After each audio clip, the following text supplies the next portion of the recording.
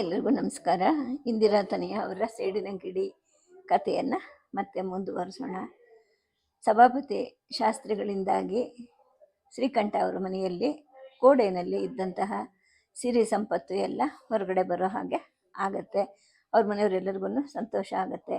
ಸೊಸೆ ಬಂದ ಕಾಲದಲ್ಲಿನೇ ಸಿರಿನೂ ಬಂತು ಅಂತ ಹೇಳಿಬಿಟ್ಟು ವೆಂಕಮ್ಮನವ್ರಿಗೂ ಕೂಡ ಸಂತೋಷ ಆಗುತ್ತೆ. ಎಲ್ಲ ಭಾಗ್ಯಕ್ಕೂ ನೀವೇ ಕಾರಣ, ನೀವು ದೊಡ್ಡ ಮನಸ್ಸು ಮಾಡ್ತಿದ್ರೆ ನನ್ನ ಸ್ಥಿತಿ ಹಾಗೆ ಇರ್ತಿತ್ತು ಅಂತ ಕೂಡ ಶ್ರೀಕಂಠ ವಿನಮ್ರವಾಗಿ ಸಭಾಪತಿ ಹತ್ರ ಹೇಳ್ತಾನೆ. ಈ ಮಾತು 10 ಸಲ ಹೇಳಪ್ಪ, ಎಷ್ಟು ಸತಿ ಹೇಳಿದ್ರು ಒಳ್ಳೆ ಸರಿನೇ ಅಂತ ಹೇಳ್ಬಿಟ್ಟು ವೆಂಕಮ್ಮ ಅವ್ರು ಹೇಳ್ತಾರೆ.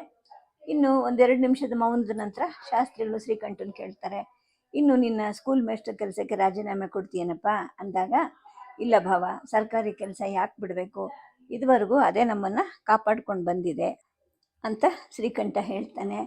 4 ತಲೆಮಾರಿನವರೆಗೂ ಕೂತು ತಿನ್ನೋಷ್ಟು ಐಶ್ವರ್ಯ ದೊರೆತಿದೆ, ಯಾಕಪ್ಪ ದುಡಿಬೇಕು ಅಂತ ಹೇಳ್ಬಿಟ್ಟು ಸಭಾಪತಿಗಳು ಹೇಳಿದಾಗ, ದುಡಿದೆ ತಿಂದರೆ ಮೈಗೆ ಹಿಡಿಯೋದಿಲ್ಲ ಭಾವ ಅಂತ ಶ್ರೀಕಂಠ ಹೇಳ್ತಾನೆ. ಅವನ ಮಾತು ಸಭಾಪತಿಗಳಿಗೂ ಕೂಡ ಇಷ್ಟ ಆಗತ್ತೆ. ಬೆಳಕು ಹರಿಯೋವರೆಗೂ ಮಾತು ಸಾಗ್ತಾ ಹೋಗುತ್ತೆ. ವೆಂಕಮ್ಮ ಅವ್ರು ಬೇಗ ಎದ್ದು ನೀರು ಕಾಯಿಸಿ ಸ್ನಾನ ಮಾಡ್ತಾರೆ. ಅನಂತರ ಸೌಭಾಗ್ಯಮ್ಮನವರು ಎದ್ದು ರುಕ್ಮಿಣಿಯನ್ನು ಎಬ್ಬಿಸ್ತಾರೆ. ಅವಳ ಕೈಯಿಂದ ಮನೆ ಮುಂದುಗಡೆಗೆ ನೀರು ಚುಮುಕಿಸಿ ರಂಗವಲ್ಲಿ ಇಡಿಸ್ತಾರೆ. ಸ್ನಾನ ಆದಮೇಲೆ ತುಳಸಿ ಪೂಜೆ ಮಾಡಿ ದೇವ್ರ ಮುಂದೆ ನೀಲಾಂಜನವನ್ನು ಹೊತ್ತಿಸಿಟ್ಟು ನಮಸ್ಕಾರ ಮಾಡ್ತಾರೆ. ಅನಂತರ ವೆಂಕಮ್ಮನವರು ಮತ್ತು ಶ್ರೀಕಂಠನ ಪಾದ ಮುಟ್ಟಿ ನಮಸ್ಕರಿಸೋಕ್ಕೆ ಹೇಳ್ತಾರೆ. ಅತ್ತಿಗೆ ನಿರ್ದೇಶನದ ಹಾಗೆ ರುಕ್ಮಿಣಿಗೆ ತಾನು ಅತ್ತೆ ಮನೆಯಲ್ಲಿ ಹೇಗೆ ನಡ್ಕೋಬೇಕು ಅನ್ನೋದು ಸ್ಪಷ್ಟವಾಗಿ ಅರ್ಥ ಆಗ್ತಾ ಹೋಗುತ್ತೆ. ಉಪಹಾರದ ಸಮಯದಲ್ಲಿ ಸಭಾಪತಿಗಳು ತಾವು ಬೆಂಗಳೂರಿಗೆ ಹಿಂತಿರುಗ್ತೀವಿ ಅಂತ ವೆಂಕಮ್ಮವ್ರಿಗೆ ಹೇಳಿದಾಗ, ಬಂದಿನ್ನು ಸರಿಯಾಗಿ 2 ದಿನವೂ ಆಗಿಲ್ಲ, ಆಗಲೇ ಹೊರಡೋದು ಅಂದ್ರೇನು, ನಮ್ಮೂರಿಗೆ ದಾರಿ ತೋರ್ಸಕ್ಕೆ ಬಂದ್ರ ನೀವು ಅಂತ ಆಕೆ ಹೇಳಿದಾಗ, ಇಲ್ಲ, ಊರಲ್ಲಿ ಅತ್ತೆಮ್ಮ ಒಬ್ಬರೇ ಇದ್ದಾರೆ, ನಮ್ಮ ಗಣೇಶ ಅವರನ್ನು ಎಷ್ಟು ಗೋಳು ಹೊಯ್ಕೊಂತಾನೋ ಏನೋ, ನಾವು ಹೋಗದೆ ಇದ್ರೆ ಅವ್ರಿಗೆ ತೊಂದರೆ ಆಗುತ್ತೆ ಅಂತ ಸೌಭಾಗ್ಯಮ್ಮ ಹೇಳ್ತಾರೆ. ಈ ಮಾತು ವೆಂಕಮ್ಮ ಅವ್ರಿಗೂ ಸರಿ ಅನಿಸುತ್ತೆ. ಆದರೆ ಬೀಗರನ್ನ ಅಷ್ಟು ಬೇಗ ಕಳ್ಸೋಕ್ಕೆ ಅವ್ರಿಗೂ ಮನಸ್ಸಿರೋದಿಲ್ಲ. ಆಗ್ಲಮ್ಮ, ನಿಮ್ಮ ಇಷ್ಟದ ಹಾಗೆ ಮಾಡಿ, ಆದರೆ ನಂದು ಒಂದು ಮಾತು ನಡೆಸ್ಕೊಡಿ. ಇವತ್ತು ನಿಮ್ಮ ಯಜಮಾನರು ಹೇಳಿದ ಹಾಗೆ 10 ಜನ ಮುತ್ತೈದರಿಗೆ ಅರಿಶಿನ ಕುಂಕುಮ ಕೊಡಬೇಕು. ನೀವಿಲ್ಲ ಅಂದರೆ ಅರಿದ ಹುಡುಗಿ ರುಕ್ಕುವಿನಿಂದ ಈ ಕೆಲಸ ಸುಲಭವಾಗಿ ಸಾಗತ್ತಾ ಅಂತ ಹೇಳಿದಾಗ, ವೆಂಕಮ್ಮ ಅವ್ರ ಮಾತನ್ನು ಕೇಳಿ ಸೌಭಾಗ್ಯಮ್ಮ ಗಂಡನ ಮುಖ ನೋಡ್ತಾರೆ. ಸರಿ, ಹಾಗೆ ಮಾಡೋಣ, ಇವತ್ತಿಲ್ಲೇ ಇದ್ಬಿಟ್ಟು ನಾಳೆ ಬೆಳಗ್ಗೆ ಬಸ್ಸಿಗೆ ಹೋಗೋಣ ಅಂತ ಸಭಾಪತಿಗಳು ಹೇಳ್ತಾರೆ. ಉಪಹಾರ ಮುಗಿಸಿದ ನಂತರ ಸಡಗರದಿಂದ ಓಡಾಟ ಪ್ರಾರಂಭ ಆಗುತ್ತೆ. ವೆಂಕಮ್ಮ ಅವರು ಅಡುಗೆ ಮನೆ ಸೇರಿ ಬೀಗರ ಔತಣದ ಸಿದ್ಧತೆಯಲ್ಲಿ ಮಗ್ನರಾಗ್ತಾರೆ. ಸೌಭಾಗ್ಯಮ್ಮ ಮತ್ತು ರುಕ್ಮಿಣಿ ಹೆಸರುಬೇಳೆ, ಕೋಸಂಬರಿ, ಬಾಳೆಹಣ್ಣಿನ ರಸಾಯನ, ಸಕ್ಕರೆ ಪಾನಕ ಸಿದ್ಧಗೊಳಿಸೋದ್ರಲ್ಲಿ ಉದ್ಯುಕ್ತರಾಗ್ತಾರೆ. ಶ್ರೀಕಂಠ ಸಭಾಪತಿ ಶಾಸ್ತ್ರಿಗಳ ಜೊತೆಗೆ ನೇಯ್ಗೆಯವ್ರ ಮನೆಗೆ ಹೋಗಿ ಸೀರೆಗಳನ್ನು ಕಣಗಳನ್ನು ಕೊಂಡ್ಕೊಂಬರ್ತಾನೆ.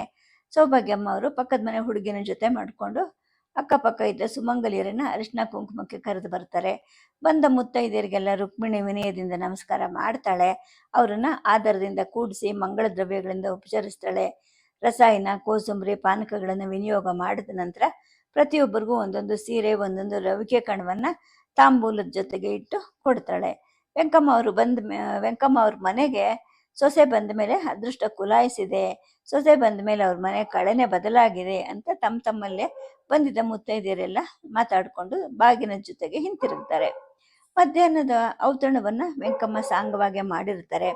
ಊಟ ಮುಗಿಸಿದ ನಂತರ ಸಭಾಪತಿಗಳು ತಾಂಬೂಲ ಹಾಕ್ಕೊಳ್ತಾ, ಇನ್ನು ನನ್ನಿಂದ ಕೂತ್ಕೊಳ್ಳೋಕ್ಕಾಗಲ್ಲಪ್ಪ ಅಂತ ಹೊಟ್ಟೆ ಮೇಲೆ ಕೈಯಾಡಿಸ್ಕೊಂಡು ಹಾಗೆ ಮಲ್ಕೊತಾರೆ. ಶ್ರೀಕಂಠ ತನ್ನ ಭಾವನೆಗೆ ತಲೆದಿಂಬು ಕೊಟ್ಟು ತಾನು ಸ್ವಲ್ಪ ಹೊತ್ತು ಮಲಗ್ತಾನೆ. ಹಿಂದಿನ ರಾತ್ರಿ ಎಲ್ಲರಿಗೂ ನಿದ್ದೆ ಕೆಟ್ಟಿದ್ದರಿಂದ ಎಲ್ಲರಿಗೂ ಕಣ್ಣುಗಳಲ್ಲಿ ನಿದ್ದೆ ತುಂಬಿಕೊಳ್ಳುತ್ತೆ. ಎಲ್ಲರೂ ಎದ್ದಾಗ ಸಂಜೆ 5 ಗಂಟೆ ಆಗಿರುತ್ತೆ. ಕಾಫಿ ಕುಡಿದ ನಂತರ ಶ್ರೀಕಂಠ ಸಭಾಪತಿಗಳನ್ನು ಊರು ತೋರ್ಸೋಕೆ ಅಂತ ಕರ್ಕೊಂಡು ಹೋಗ್ತಾನೆ. ಕೆರೆಹಳ್ಳಿ ಅನ್ನೋದು ಕುಗ್ರಾಮ ಏನೂ ಅಲ್ಲ. ಸುಮಾರು 300 ಮನೆಗಳ ಒಂದು ಸುಂದರವಾದ ಹಳ್ಳಿ. 4-6 ಅಂಗಡಿಗಳಿರುತ್ತೆ, ಪಾಠಶಾಲೆ, ದೇವಸ್ಥಾನಗಳು ಇರುತ್ತೆ. ಹೇರಳವಾಗಿ ಸಾಗುವಳಿ ಭೂಮಿ, ಬೇಸಾಯಕ್ಕೆ ಅನುಕೂಲವಾದ ದೊಡ್ಡ ಕೆರೆ ಎಲ್ಲ ಇದ್ದಿದ್ದರಿಂದ ಕೆರೆಹಳ್ಳಿ ಜನರು ನೆಮ್ಮದಿಯಿಂದ ಇರ್ತಾರೆ.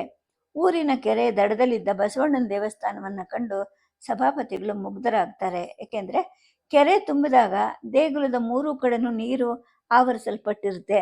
ಪ್ರವೇಶ ದ್ವಾರದ ಮುಂದುಗಡೆ 4-6 ತೆಂಗಿನ ಮರಗಳು ನೀಳವಾಗಿ ಬೆಳೆದು ಆ ದೇಗುಲದ ಶ್ರೇಷ್ಠತೆಯನ್ನು ಸಾರ್ತಾ ಇರುತ್ತೆ. ಅದರ ಸುತ್ತಮುತ್ತ ಇದ್ದ ಪ್ರಕೃತಿ ಸೌಂದರ್ಯ ಅವ್ರ ಮನಸ್ಸನ್ನು ಮುಗ್ಧಗೊಳಿಸುತ್ತೆ. ಚೆಂಡು ಮಲ್ಲಿಗೆ ಗಿಡ, ಕಣಗ್ಲೆ, ದಾಸವಾಳ ಹೂವುಗಳು, ಬಿಲ್ಪತ್ರೆ ಮರ ಎಲ್ಲನೂ ಇರುತ್ತೆ. ಆ ದೇವಸ್ಥಾನಕ್ಕೆ 10 ಮಾರು ದೂರದಲ್ಲೇನೆ ಒಬ್ಬ ಅರ್ಚಕರ ಮನೆ ಇರುತ್ತೆ. ಶ್ರೀಕಂಠು, ಈ ದೇವಸ್ಥಾನ ತುಂಬ ಸೊಗಸಾಗಿದೆ, ದೂರಕ್ಕೆ ನೋಡಿದ್ರೆ ನೀರಲ್ಲಿ ತೇಲ್ತಾ ಇರೋ ಹಾಗೆ ಕಾಣುತ್ತೆ ಅಂತ ಸಭಾಪತಿಗಳು ಹೇಳ್ತಾರೆ. ಒಳಗಡೆ ಬಸವಣ್ಣನ ಶಿಲಾಪ್ರತಿಮೆ ಇನ್ನೂ ಚೆನ್ನಾಗಿದೆ ಭಾವ ಅಂತ ಹೇಳ್ಬಿಟ್ಟು ಶ್ರೀಕಂಠ ಅರ್ಚಕರ ಮನೆಗೆ ಹೋಗಿ ಅಲ್ಲಿ ಅರ್ಚಕರಾದಂತಹ ಬಸವಲಿಂಗಯ್ಯ ಅನ್ನೋರನ್ನ ಕರ್ಕೊಂಡು ಬಂದು ದೇವಸ್ಥಾನದ ಬಾಗಿಲನ್ನ ತೆಗೆಸ್ತಾನೆ. ಸಭಾಪತಿಗಳು ಒಳಗಡೆ ಹೋಗ್ತಾರೆ. ಬಸವಣ್ಣನ ಶಿಲಾಮೂರ್ತಿಯನ್ನ ಕಂಡು ವಿಸ್ಮಿತರಾಗ್ತಾರೆ. ಗರ್ಭಗೂಡಿನಲ್ಲಿ ಶಿವಲಿಂಗ ಕಂಗೊಳಿಸ್ತಾ ಇರುತ್ತೆ. ವಿಭೂತಿ ಧರಿಸಿದ ಆ ನಿರಾಲಂಕಾರ ಶಿಲೆಯನ್ನು ನೋಡಿದ ತಕ್ಷಣ ಭಕ್ತಿಭಾವ, ಪೂಜ್ಯಭಾವ ತಾನಾಗೆ ಬರೋ ಹಾಗಿರುತ್ತೆ. ಅದರ ಮುಂದ್ಗಡೆ ಒಂದು ನೀಲಾಂಜನ ಸೌಮ್ಯವಾದ ಪ್ರಭೆಯನ್ನು ಬೀರ್ತಾ ಇರುತ್ತೆ. ಗರ್ಭಗುಡಿಯ ಹೊಸಲಲ್ಲಿ ಬಸವಣ್ಣನ ವಿಗ್ರಹ ಇರುತ್ತೆ. ಪಂಚವಕ್ತಗಳಿಂದ, ದಶಭುಜಗಳಿಂದ ಕೂಡಿದ ಶಿವ ಗೌರಿ ಸಹಿತನಾಗಿ ಬಸವಣ್ಣನ ಮೇಲೆ ಗಂಭೀರವಾಗಿ ಕುಳಿತಿರ್ತಾನೆ. ಮುಗ್ಧಗೊಳಿಸುವಂತಹ ಮನೋಹರವಾದ ಮೂರ್ತಿಯನ್ನ ಸಭಾಪತಿಗಳು ಯಾವ ದೇವಸ್ಥಾನದಲ್ಲೂ ನೋಡಿರೋದಿಲ್ಲ. ಗರ್ಭಗುಡಿಯ ಬಾಗಿಲವಾಡದಲ್ಲಿ ಒಂದು ವಚನ ಇರುತ್ತೆ. ಎತ್ತನ್ನೇರಿದ ಕರ್ತನೊಬ್ಬನೇ ಜಗಕ್ಕೆಲ್ಲ, ಎತ್ತು ಬೆಳೆದ ಧಾನ್ಯವನ್ನುಂಬ ದೇವರ್ಕಳೆಲ್ಲ, ನಿಮ್ಮ ತೊತ್ತಿನ ಮಕ್ಕಳು ರಾಮನಾಥ ಅಂತ ಬರೆದಿರುತ್ತೆ. ಬಸವಲಿಂಗಯ್ಯ ಅವರೇ, ಈ ದೇವಸ್ಥಾನವನ್ನು ನೋಡಿ ನಾನು ನಿಜವಾಗ್ಲೂ ನನ್ನ ಜನ್ಮ ಪುನೀತ ಆಯಿತು ಅಂತ ಸಭಾಪತಿಗಳು ಹೇಳ್ತಾರೆ. ಆಗ ವಿಶ್ವದೊಳಗೆಲ್ಲ ನೀನೇ ದೇವ, ವಿಶ್ವಭರಿತನೂ ನೀನೇ ದೇವ, ವಿಶ್ವರೂಪನೂ ನೀನೇ ದೇವ, ವಿಶ್ವಪತಿ ನೀನೇ ದೇವ, ವಿಶ್ವಾತೀತನು ನೀನೇ ದೇವ ಅಂತ ಹೇಳ್ಬಿಟ್ಟು ಒಂದು ಅಖಂಡೇಶ್ವರನ ವಚನವನ್ನು ನುಡ್ಕೊಂಡು ದೀರ್ಘದಂಡ ನಮಸ್ಕಾರವನ್ನು ಕೂಡ ಸಭಾಪತಿಗಳು ಮಾಡ್ತಾರೆ. ಒಬ್ಬ ಬ್ರಾಹ್ಮಣ ವೀರಶೈವರ ದೇವಸ್ಥಾನಕ್ಕೆ ಬಂದು ಭಕ್ತಿ ಪರವಶನಾಗಿದ್ದನ್ನು ನೋಡಿ ಬಸವಲಿಂಗಯ್ಯ ಅವ್ರಿಗೂ ಕೂಡ ಆಶ್ಚರ್ಯ ಆಗುತ್ತೆ. ಮರುಕ್ಷಣದಲ್ಲೇ ಅವ್ರ ಮನಸ್ಸು ಕಳಕಳಿಸುತ್ತೆ. ಬ್ರಾಹ್ಮಣ ವೀರಶೈವ ಅನ್ನೋ ಭೇದ ಭಾವನೆ ಯಾವ ಕಾರಣಕ್ಕೂ ತನ್ನ ಮನಸ್ಸಲ್ಲಿ ಬರಬಾರದು ಅಂತ ತಮ್ಮಷ್ಟಕ್ಕೆ ತಾವು ಅಂದ್ಕೊಳ್ತಾರೆ. ತಕ್ಷಣ ಕೆನ್ನೆ ಬಡ್ಕೊಳ್ತಾರೆ. ದೇವ ಸಹಿತ ಭಕ್ತ ಮನೆಗೆ ಬಂದರೆ ಕಾಯಕವಾವುನೆಂದು ಬೆಸೆಗೊಂಡನೆಂದಾದರೆ ನಿಮ್ಮ ಆಣೆ, ನಿಮ್ಮ ಪುರಾತನ ರಾಣೆ, ತಲೆದಂಡ ಕೂಡಲ ಸಂಗಮ ದೇವ, ಭಕ್ತರಲ್ಲಿ ಕುಲವ ನರಿಸಿದರೆ ನಿಮ್ಮ ರಾಣಿ ವಾಸದಾಣೆ ಅನ್ನೋ ವಚನವನ್ನ ಹೇಳ್ಕೊಳ್ತಾರೆ. ಅನಂತರ ಸಭಾಪತಿಗಳ ಕಡೆ ತಿರುಗಿ, ಸ್ವಾಮಿ ತಾವು ವಿದ್ವಾಂಸರು, ತಮ್ಮ ದರ್ಶನವಾದದ್ದು ನನ್ನ ಪುಣ್ಯ ಅಂತ ಬಸವಲಿಂಗಯ್ಯ ಹೇಳ್ತಾರೆ. ಆಗ ಶ್ರೀಕಂಠ ಬಸವಲಿಂಗಯ್ಯನವರ ಪರಿಚಯವನ್ನು ವಿವರ ಮಾಡಿಕೊಡ್ತಾನೆ. ಭಾವ, ಬಸವಲಿಂಗಯ್ಯ ಅವರು ನಮ್ಮ ಹಾಗೆ ಸಾಮಾನ್ಯ ಮನುಷ್ಯರಲ್ಲ. ಬಸವಣ್ಣನ ಗುಡಿಯ ಪೂಜಾರಿಗಳಾಗಿ, ಊರಿಗೆ ವೈದ್ಯರಾಗಿ, ಜ್ಯೋತಿಷ್ಕರಾಗಿ, ಜನರ ಕ್ಷೇಮ ಚಿಂತನೆಯಲ್ಲಿ ಹಗಲು ಇರುಳು ದುಡಿತಾರೆ. ಇಷ್ಟಾದರೂ ಕೂಡ ಸ್ವಂತ ವ್ಯವಸಾಯ ಮಾಡಿಕೊಂಡು ಜೀವನ ಮಾಡ್ತಾರೆ ಅಂತ ಹೇಳಿದಾಗ ಸಭಾಪತಿಗಳು ಹೇಳ್ತಾರೆ, ಹೌದಪ್ಪ, ನನಗೂ ಹಾಗೆ ಕಾಣ್ತಾ ಇದೆ. ಕಾಯಕನೇ ಕೈಲಾಸ ಅಂತ ನಂಬಿ ಕರ್ಮಯೋಗ ಮಾಡ್ತಾ ಇರ್ತಕ್ಕಂತಹ ಭಕ್ತಾಗ್ರಣಿಗಳಿವರು ಅಂತ ಹೇಳ್ತಾರೆ. ಬಸವಲಿಂಗಯ್ಯನವರ ಕುಟುಂಬ ಕೂಡ ಅಷ್ಟೇ. ಆಕೆ ಕೂಡ ಭಾವವಚನ ಶಾಸ್ತ್ರವನ್ನೆಲ್ಲ ಕರ್ತಲಾಮಲ್ಕ ಮಾಡ್ಕೊಂಡಿರೋ ಜ್ಞಾನಿ ಅಂತ ಶ್ರೀಕಂಠ ಹೇಳ್ತಾನೆ. ಇಂತಹ ಆದರ್ಶ ಸಂಸಾರಗಳಿಂದಲೇ ಜಗತ್ತಿನ ಸುಜ್ಞಾನ ಸೂರೆಗೊಳ್ತಾ ಇರೋದು ಅಂತ ಸಭಾಪತಿಗಳು ಹೇಳ್ತಾರೆ. ಆ ನಂತರ ದೇವಸ್ಥಾನದಿಂದ ಹೊರಗಡೆ ಬರ್ತಾರೆ. ಬಸವಲಿಂಗಯ್ಯ ಅವರು ಬಾಗಿಲು ಮುಚ್ಚುತ್ತಾರೆ. ಆನಂತರ ತಮ್ಮ ಮನೆಗೆ ಅವರನ್ನ ಕರ್ಕೊಂಡು ಹೋಗ್ತಾರೆ. ಸ್ವಲ್ಪ ಹೊತ್ತಿನ ನಂತರ 2 ಕಂಚಿನ ಲೋಟ ತುಂಬ ಹಾಲು ತಂದು ಅತಿಥಿಗಳ ಮುಂದೆ ಇಡುತ್ತಾರೆ. ಅಯ್ಯೋ, ಈ ಶ್ರಮ ಯಾಕೆ ತಗೊಂಡ್ರಿ ಬಸವಲಿಂಗಯ್ಯ ಅವರೇ ಅಂತ ಸಭಾಪತಿಗಳು ಹೇಳಿದಾಗ, ಅಯ್ಯೋ ಇದೆಂಥ ಶ್ರಮ ಸ್ವಾಮಿ, ಅಣುಗನ ಸೇವೆ ಸಾಸ್ವಿ ಎಷ್ಟಾದರೂ ಬೇಡವೆ, ದಯವಿಟ್ಟು ಸ್ವೀಕರಿಸಿ ಅಂತ ಬಸವಲಿಂಗಯ್ಯ ಬಲವಂತ ಮಾಡ್ತಾರೆ. ಇನ್ನು ಹೆಚ್ಚು ಬಲವಂತ ಮಾಡಿಸ್ಕೋಬಾರ್ದು ಅಂತ ಹೇಳಿಬಿಟ್ಟು ಶ್ರೀಕಂಠ ಶಾಸ್ತ್ರಿ ಮತ್ತು ಸಭಾಪತಿ ಶಾಸ್ತ್ರಿ ಹಾಲು ಕುಡಿತಾರೆ. ಅನಂತರ ಸಲಿಗೆಯಿಂದ ಮಾತು ಪ್ರಾರಂಭ ಆಗುತ್ತೆ. ಶಾಸ್ತ್ರಿಗಳು ಭದ್ರಯ್ಯನ ಸಂಗತಿಯನ್ನು, ತಾವು ಗಣಪತಿಯ ಉಪಾಸನೆ ಕಲ್ತದ್ದನ್ನು ಬಸವಲಿಂಗಯ್ಯನವರಿಗೆ ವಿಶದವಾಗಿ ವರ್ಣಿಸ್ತಾರೆ. ಇಂತಹ ಮಾಟ ಕೂಟಗಳ ಮಂತ್ರವಿದ್ಯೆಯನ್ನು ಯಾಕೆ ಕಲಿಬೇಕು, ನನಗೆ ಗೊತ್ತಾಗ್ತಾ ಇಲ್ಲ ಸ್ವಾಮಿ ಅಂತ ಬಸವಲಿಂಗಯ್ಯ ಹೇಳ್ತಾರೆ. ಆಗ ಸಭಾಪತಿಗಳು ಹೇಳ್ತಾರೆ, ಅರಿಷಡ್ವರಗಳನ್ನು ಲಾಲಿಸಿ ಪಾಲಿಸಿ ಐಹಿಕ ಸುಖವನ್ನು ಪಡೆಯೋಕ್ಕೋಸ್ಕರ ಈ ಅಭಿಚಾರಕ ವಿದ್ಯೆಯನ್ನು ಪಡಿತಾರೆ ಅಂತ ಹೇಳಿದಾಗ, ಅಲ್ಲ ಸ್ವಾಮಿ, ಈ ವಿದ್ಯೆ ಸಹಾಯ ಇಲ್ಲದೇನೆ ಐಹಿಕ ಸುಖ ಪಡೆಯೋಕ್ಕೆ ಸಾಧ್ಯ ಇಲ್ವೇ ಅಂತ ಬಸವಲಿಂಗಯ್ಯ ಕೇಳ್ತಾರೆ. ಆಗ ಸಭಾಪತಿಗಳು ಹೇಳ್ತಾರೆ, ನಿಜ ಬಸವಲಿಂಗಯ್ಯ ಅವರೇ, ಸಾಧ್ಯ ಇದೆ. ಆದರೆ ವಾಮಾಚಾರಿಗಳ ದೃಷ್ಟಿಯಲ್ಲಿ ಸುಖ ಅಂದರೆ ವಿಷಯ ಭೋಗ ಒಂದೇನೆ ಅಂತ ಹೇಳ್ತಾರೆ. ಆಗ ಬಸವಲಿಂಗಯ್ಯ ಹೇಳ್ತಾರೆ, ಹೌದು ಸ್ವಾಮಿ, ನನಗೂ ಇದು ಗೊತ್ತು. ಏಕೆಂದರೆ ದೊಡ್ಡಸ್ತಿಕೆಯಿಂದ ಮೆರೆಯೋಕ್ಕೋಸ್ಕರ ನಾನು ವಾಮಚಾರ ಕಲ್ತಿದ್ದೆ ಅಂತ ಹೇಳಿದಾಗ, ನಿಜನಾ ನೀವು ಹೇಳ್ತಾ ಇರೋದು ಅಂತ ಸಭಾಪತಿಗಳು ಕೇಳ್ತಾರೆ. ಸತ್ಯವಾಗಿ ಹೇಳ್ತಾ ಇದ್ದೀನಿ ಸ್ವಾಮಿ, ವೈದ್ಯ, ಜ್ಯೋತಿಷ್ಯ, ವಾಮಾಚಾರ ಇವು 3 ನಾನು ಕಲ್ತಿದ್ದೆ ಅಂತ ಬಸವಲಿಂಗಯ್ಯ ಹೇಳ್ತಾರೆ. ಈಗಲೂ ವಿದ್ಯೆಯನ್ನು ಪ್ರಯೋಗ ಮಾಡ್ತಾ ಇದ್ದೀರಾ ಅಂತ ಕೇಳಿದಾಗ, ಇಲ್ಲ, ಅದನ್ನು ಬಿಟ್ಟು ಎಷ್ಟೋ ವರ್ಷಗಳಾಗ ಹೋಯಿತು ಅಂತ ಬಸವಲಿಂಗಯ್ಯ ಹೇಳ್ತಾರೆ. ಯಾಕೆ ಬಿಟ್ರಿ ಅಂತ ಕೇಳಿದಾಗ, ಅದೊಂದು ಸ್ವಾರಸ್ಯವಾದ ಪ್ರಸಂಗ ಸ್ವಾಮಿ. ಅಂತ ಹೇಳಿಬಿಟ್ಟು ಅವರು ತಮ್ಮ ಕಥೆಯನ್ನು ಹೇಳೋಕ್ಕೆ ಪ್ರಾರಂಭ ಮಾಡ್ತಾರೆ. ನನಗೆ ಮದುವೆ ಆದಮೇಲೆ ವಾಮಚಾರ ಮಾಡ್ತಾ ಇದ್ದೆ. ಅದನ್ನು ಬಿಟ್ಬಿಡಬೇಕು ಅಂತ ನನ್ನ ಹೆಂಡತಿ ಆಗಾಗ ಹೇಳ್ತಿದ್ಲು. ಆದರೆ ಸಂಪಾದನೆ ಸುಲಭವಾಗಿ ಚೆನ್ನಾಗಿ ಆಗ್ತಾ ಇದ್ದಿದ್ದರಿಂದ ನಾನು ಅವಳ ಮಾತಿಗೆ ಕಿವಿ ಕೊಡಲಿಲ್ಲ. ಮದುವೆ ಆದ 2 ವರ್ಷಕ್ಕೆ ನನಗೊಬ್ಬ ಗಂಡು ಮಗ ಹುಟ್ಟಿದ. ಬೆಳ್ಳಗೆ ದುಂಡಿಗೆ ಸುಂದರವಾಗಿದ್ದ. ಅವನನ್ನು ನಾನು ಬಹಳ ಪ್ರೀತಿಯಿಂದ 4 ವರ್ಷ ಸಾಕಿದೆ. ಅವನನ್ನು ಬಿಟ್ಟಿರೋಕ್ಕೆ ನನ್ನಿಂದ ಒಂದು ಕ್ಷಣನೂ ಸಾಧ್ಯ ಆಗ್ತಿರ್ಲಿಲ್ಲ. ಅಂಥವನಿಗೆ ಒಂದು ದಿನ ವಿಪರೀತ ಜ್ವರ ಬಂದ್ಬಿಡ್ತು. ನಾನು ನನ್ನ ಹೆಂಡತಿ ಇಬ್ಬರು ದಿಕ್ಕು ತೋಚದೆ ತಲೆ ಮೇಲೆ ಕೈ ಹೊತ್ತು ಕೂತ್ಕೊಂಡ್ವಿ. ಅದಕ್ಕೆ ಹಿಂದಿನ ದಿನ ತಾನೇ ನಾನೊಂದು ಕೆಟ್ಟ ಕೆಲಸ ಮಾಡಿ ಬಂದಿದ್ದೆ. ಅಂದರೆ ಇಲ್ಲೇ ಪಕ್ಕದ ಹಳ್ಳಿಯಲ್ಲಿ ಒಬ್ಬ ಸಾಹುಕಾರರಿಗೆ ಅಪರೂಪಕ್ಕೆ ಒಂದು ಗಂಡು ಮಗು ಹುಟ್ಟಿತ್ತು. ಆ ಸಾಹುಕಾರರ ದಾಯಾದಿಗಳಿಗೆ ಆ ಮಗುವನ್ನು ಕಂಡು ಸಹಿಸಕ್ಕಾಗದೆ ಅವ್ರ ನನ್ನ ಹತ್ರ ಬಂದಿದ್ರು. ಅನಾಯಾಸವಾಗಿ ಕೈ ಸೇರಲಿದ್ದ ಸಾಹುಕಾರರ ಆಸ್ತಿ ಮಗುವಿನಿಂದ ಕೈ ತಪ್ಪಿ ಹೋಗೋದಾಗಿ ದಾಯಾದಿಗಳು ಹೇಳಿದ್ರು. ನಾನು ಕೂಡ ಆಗಲಿ ಅಂತ ಒಪ್ಕೊಂಡ್ಬಿಟ್ಟೆ. ಮರುದಿನ ಶೂನ್ಯ ಪೂಜೆ ಮಾಡಿ ಆ ಮಗುವನ್ನು ಕೊಂದುಬಿಟ್ಟೆ. ಮರುದಿನ ನನ್ನ ಮುದ್ದು ಮಗುವಿಗೆ ವಿಪರೀತ ಜ್ವರ ಬಂತು. ನನ್ನ ವೈದ್ಯ ಏನೂ ನಡೀಲಿಲ್ಲ. ಆಸ್ಪತ್ರೆ ಡಾಕ್ಟರ್ಗಳು ಕೂಡ ತಲೆ ಆಡಿಸಿ ಹೊರಟೋದ್ರು. ಅವರಿವರು ಹೇಳಿದ್ದ ಚುಟುಕು ಮದ್ದುಗಳು ಕಾಷಾಯಗಳು ಯಾವುದು ಪ್ರಯೋಜನಕ್ಕೆ ಬರಲಿಲ್ಲ. 3 ದಿನದ ನಂತರ ನಮ್ಮ ಮಗುನು ನಮ್ಮ ಕೈ ಬಿಟ್ಬಿಡ್ತು. ಪ್ರೀತಿಯ ವಸ್ತುವನ್ನು ಕಳ್ಕೊಂಡು ನನ್ನ ಮನಸ್ಸು ಮಂಕಾಗ್ಬಿಡ್ತು. ನನ್ನ ಹೆಂಡತಿ ಕೂಡ ತುಂಬ ದುಃಖದಿಂದ ಕಣ್ಣೀರು ಸುರಿಸಿದ್ಲು. ಮಗು ತೀರ್ಕೊಂಡ ರಾತ್ರಿ ಅವಳು ಒಂದೇ ಒಂದು ಮಾತು ಹೇಳಿದ್ಲು. ಏನಂದರೆ, ನಿಮ್ಮ ಅಟ್ಟಹಾಸಕ್ಕೆ ನನ್ನ ಮಗು ಬಲಿಯಾಯಿತು ಅಂತ. ಆ ಮಾತು ನನ್ನ ಮನಸ್ಸನ್ನು ಬಡಿದೆಬ್ಬಿಸ್ತು, ವಿಚಾರ ಪ್ರಚೋದನೆ ಮಾಡಿತು. ವಿವೇಕ ಮಂಥನದಿಂದ ನನಗೆ ನನ್ನ ತಪ್ಪು ತಿಳಿಯಿತು. ಸುಮಾರು 15 ದಿನಗಳ ನಂತರ ಒಂದು ರಾತ್ರಿ ಮಲ್ಕೊಂಡಾಗ ನನ್ನ ಹೆಂಡತಿ ನನ್ನ ಕಾಲು ಒತ್ತಾ ಇದ್ಲು. ಒತ್ಕೊಂತಾನೆ ಅವಳು ವಚನಗಳನ್ನು ಹಾಡ್ತಾ ಇದ್ಲು. ಬಲೀಂದ್ರನ ಸಿರಿ ಎಂದಿದೆ ಕರ ನಾನಾರನು ಕಾಣೆ, ಅಂತಹ ಸಂಪತ್ತು 3 ಅಡಿಗೈದದೆ ಹೋಯಿತು. ಕೆಡುವಂತಿದ್ದವೇ ಕೌರವನ ರಾಜ್ಯ, ಮಡಿವಂತಿದ್ದಿದೆ ರಾವಣನ ಬಲ್ಲಾಳಿಕೆ.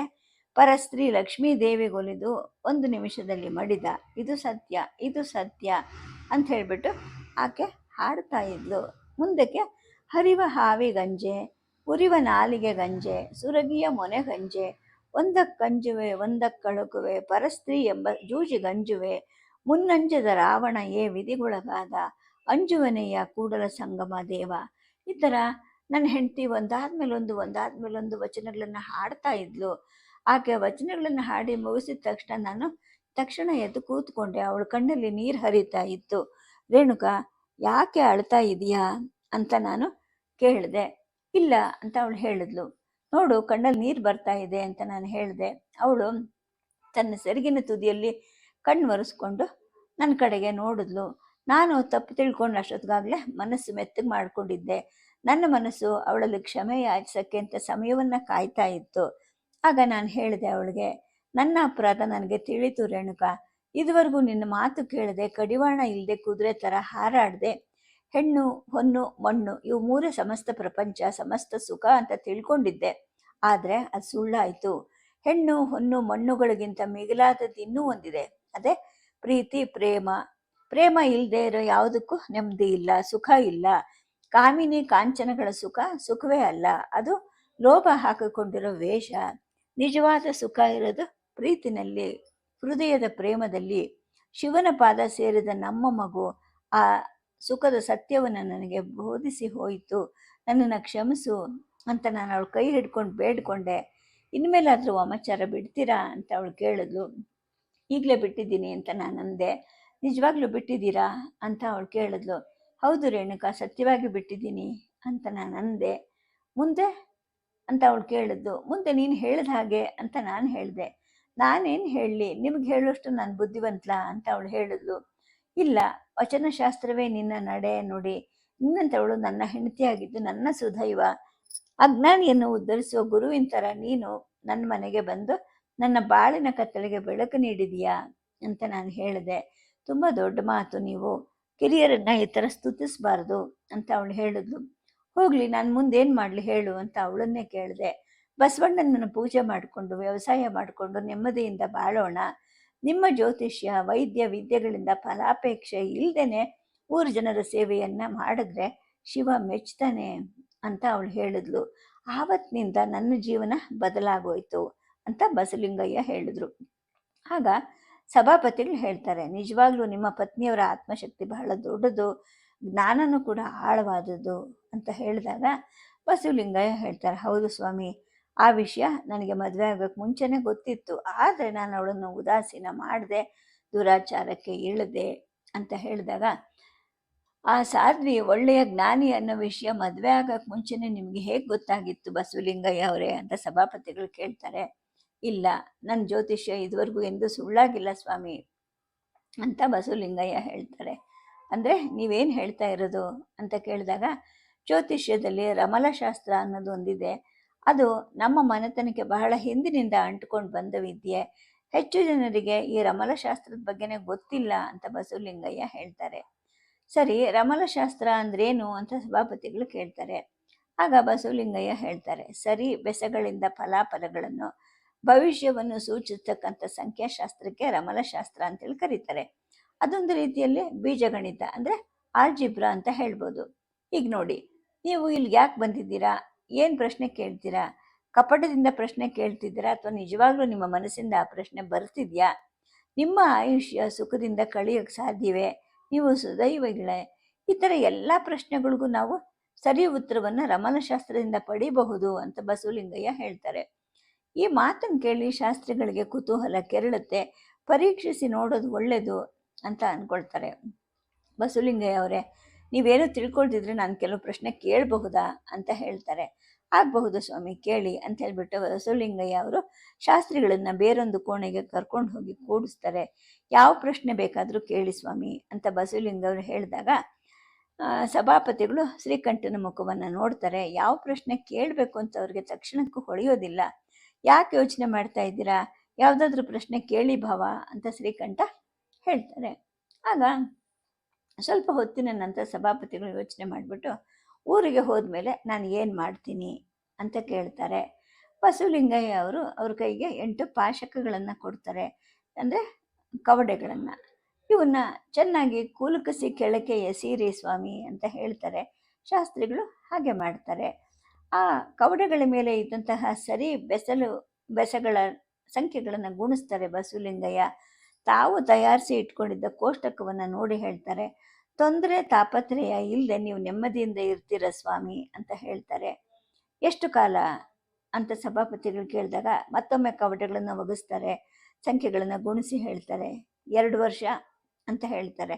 ಮತ್ತೆ ಆಮೇಲೆ ಅಂತ ಇವ್ರು ಕೇಳಿದಾಗ ಮತ್ತೆ ಆ ಕವಡೆಗಳ ಗುಣಾಕಾರದ ಪುನರಾವೃತ್ತಿ ಆಗುತ್ತೆ. ದೂರ ದೇಶಕ್ಕೆ ನೀವು ಪ್ರಯಾಣ ಮಾಡ್ತೀರಾ ಅಂತ ಬಸವಲಿಂಗಯ್ಯ ಹೇಳ್ತಾರೆ. ಶಾಸ್ತ್ರಿಗಳು ಬೆರಗಾಗ್ತಾರೆ. ಅಂತಹ ಉತ್ತರವನ್ನು ಅವರು ನಿರೀಕ್ಷೆ ಮಾಡಿರೋದಿಲ್ಲ. ಈ ಮಾತು ನಿಜ ಆಗತ್ತಾ ಅಂತ ಕೇಳಿದಾಗ, ಸಂದೇಹನೇ ಇಲ್ಲ ಸ್ವಾಮಿ ಅಂತ ಬಸವಲಿಂಗಯ್ಯ ಹೇಳ್ತಾರೆ. ಇದರಲ್ಲಿ ಸತ್ಯ ಕಂಡು ಬಂದರೆ ನಾನು ಕೂಡ ರಮಲಶಾಸ್ತ್ರವನ್ನು ಕಲಿತೀನಿ, ನನಗೆ ಹೇಳ್ಕೊಡ್ತೀರಾ ಅಂತ ಸಭಾಪತಿಗಳು ಕೇಳ್ತಾರೆ. ಅಗತ್ಯವಾಗಿ ಆಗಲಿ ಸ್ವಾಮಿ, ನಿಮ್ಮಂಥವ್ರಿಗಲ್ದೆ ಇನ್ಯಾರು ಕಲಿಸ್ಬೇಕು, ಇನ್ಯಾರಿಗೆ ನಾನು ಕಲಿಸ್ಬಲ್ಲೆ ಅಂತ ಕೂಡ ಬಸವಲಿಂಗಯ್ಯ ಹೇಳ್ತಾರೆ. ಅಷ್ಟೊತ್ತಿಗಾಗಲೇ ಮಬ್ಬುಗತ್ತಲೆ ಶುರು ಆಗಿರುತ್ತೆ. ಇನ್ನು ಹೊರಡೋಣ್ಮೆ ಭಾವ ಅಂತ ಶ್ರೀಕಂಠ ಕೇಳ್ತಾನೆ. ಸಭಾಪತಿಗಳು ಎದ್ದು ನಿಂತ್ಕೊತಾರೆ. ಇಬ್ಬರು ಬಸವಲಿಂಗಯ್ಯವರ ಅಪ್ಪಣೆಯನ್ನು ಪಡೆದು ಅಲ್ಲಿಂದ ಹೊರಡ್ತಾರೆ. ಕೆರೆ ಹತ್ರ ನಿರ್ಜನ ಪ್ರದೇಶದಲ್ಲಿ ಮಾನಸಿಕ ಗಣಪತಿಯ ಪೂಜೆಯನ್ನು ಮುಗಿಸಿ ಸಭಾಪತಿಗಳು ಶ್ರೀಕಂಠನ ಮನೆಗೆ ಸೇರ್ಕೊತಾರೆ. ರಾತ್ರಿ ಊಟ ಮಾಡಿ ಮಲಗೋವರೆಗೂ ಬಸವಲಿಂಗಯ್ಯನವರ ವಿಷಯವನ್ನೇ ಸಭಾಪತಿಗಳು ಮಾತಾಡ್ತಾ ಇರ್ತಾರೆ. ಬಸವಣ್ಣನ ದೇವಸ್ಥಾನವನ್ನು ಎಷ್ಟು ವರ್ಣಿಸಿದ್ರೂ ಅವ್ರಿಗೆ ತೃಪ್ತಿನೇ ಇರೋದಿಲ್ಲ. ಹೆಂಡತಿ ಹತ್ರ ಹೇಳ್ತಾರೆ, ಸೌಭಾಗ್ಯ, ಬಸವಲಿಂಗಯ್ಯ ಅವ್ರ ಹೆಂಡತಿ ವಚನಶಾಸ್ತ್ರವನ್ನೆಲ್ಲ ಓದ್ಕೊಂಡು ಬಾಯ್ಪಾಠ ಮಾಡಿದರಂತೆ ಅಂತ ಹೇಳಿದಾಗ ಸಭಾಪತಿಗಳ ಮಾತನ್ನು ವೆಂಕಮ್ಮ ಕೂಡ ಸಮರ್ಥನೆ ಮಾಡ್ತಾರೆ. ಓದಿಕೊಂಡ ಹಾಗೇನೆ ನಡ್ಕೋತಾಳೆ ಕೂಡ. ಆ ಹೆಣ್ಣು ಮಗಳ ಆಚರಣೆ, ಅಂತಃಕರಣೆ, ಭೂತಾನುಕಂಪ ಊರಿಗೆ ಬೆಳಕನ್ನು ಕೊಡುತ್ತೆ. ಅಂಥ ಹೆಣ್ಣನ್ನು ನಾನು ಎಲ್ಲೂ ನೋಡೇ ಇಲ್ಲ. ರೇಣುಕಮ್ಮ ಅಂದರೆ ಸಾಕ್ಷಾತ್ ದೇವಿನೇ ಸರಿ ಅಂತ ಹೇಳಿದಾಗ, ಹಾಗಾದರೆ ನಾನು ಒಮ್ಮೆ ಆಕೆಯನ್ನು ನೋಡಬೇಕು ಅಂತ ಕೂಡ ಸೌಭಾಗ್ಯಮ್ಮ ಹೇಳ್ತಾರೆ. ಸದ್ಯಕ್ಕೆ ಕಥೆಯನ್ನು ನಿಲ್ಲಿಸಿರ್ತೀನಿ. ನಮಸ್ಕಾರ.